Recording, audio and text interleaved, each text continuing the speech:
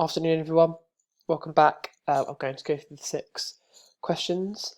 For question number 1, 3.81, add 0.2. So we need to put that in the formal method and ensure that the decimal points are lined up. We need to also put in our placeholder, and then we can start adding from the smallest digits. So 1 plus 0 is 1, 8 plus 2 is 10, so we need to carry that 1 over, drop the decimal point down, and then 3 plus 1 is 4, so 4.01 is your answer. Question number 2, so you've got a mixed number here, 2 wholes and 1/3 multiplied by 5. So the first thing that we need to do is convert this mixed number into an improper fraction, and the way that we do that is by multiplying the whole number by the denominator, which gives us 6, and then we need to add that answer to the numerator. So 6 plus 1 is 7, and remember we need to keep the denominator the same, so 7 over 3 is your improper fraction, and now we're going to multiply this fraction by 5, and we know that 5 at the moment as a fraction is 5 over 1. And when you multiply fractions together, you multiply the numerators first, so 7 multiplied by 5 is 35, and then 3 multiplied by 1 is 3. Now, although we're left with this fraction, it's still an improper fraction, and because we started with a mixed number, we need to convert this back. So we divide 35 by 3, which is 11, and our remainder is 2, and our denominator stays the same. So 11 wholes and 2/3 is our answer for question 2. Okay, division question, 280 divided by 7. Well, I'm going to do this to my 280. I'm going to cancel out the 0, get rid of it, to make it into 28. And the reason that I do that is to make it more manageable for myself. So I see how many 7s go into 28. Well, there's 7, 14, 21, 28. There are 4. Okay? So I put that there. 28 divided by 7 is 4.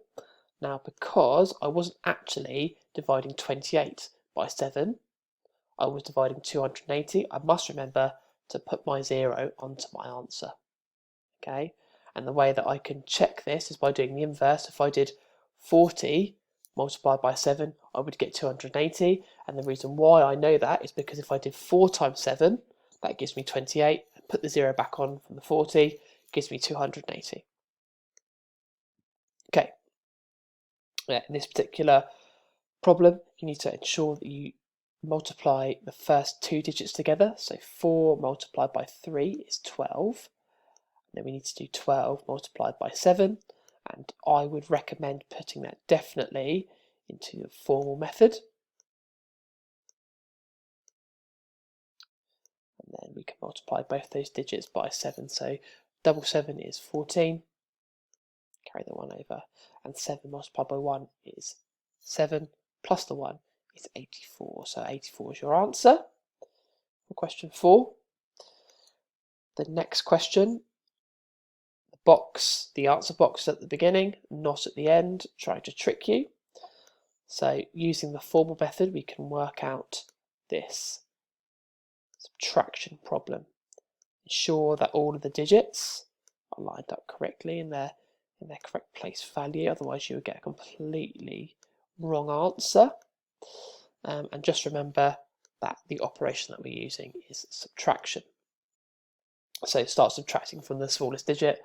3 take away 4 we can't do because that number is bigger than the top number, so we borrow from next door, we exchange. So we take 1 from the 8, from the 9, that becomes an 8, and the 3 becomes a 13. So 13 take away 4 is 9. 8 take away 9, again we can't do because this number is bigger than the top, so we borrow from next door. 6 becomes a 5, and the 8 becomes an 18. 18 take away 9 is 9. 5 take away 9, cannot do. Borrow from next door, 1 becomes a 0, 5 becomes a 15. 15 subtract 9 is 6. So your answer is 699. The final question, 4/5 take away 1/3. What we need to do first of all is we need to, and if I just move it into the middle of the screen, we need to make these denominators the same, because at the moment they're different, so we can't subtract these two fractions from each other easily. So I'm going to multiply this 5 by the 3, which gives me 15, and then I'm going to multiply this 3 by the 5, which gives me 15. So now the two denominators are the same. That is the lowest common multiple of 5 and 3. So whatever I do to the bottom, I must do to the top. So I've multiplied this 5 by 3, so I'm going to now multiply the 4 by 3, which gives me 12. And then I'm going to now multiply this 1 by 5, because I multiplied the denominator by 5. So 1 multiplied by 5 is 5. So take away the two numerators. 12 subtract 5 is 7. And then the denominator stays the same. So your answer is 7 over 15, or 7/15.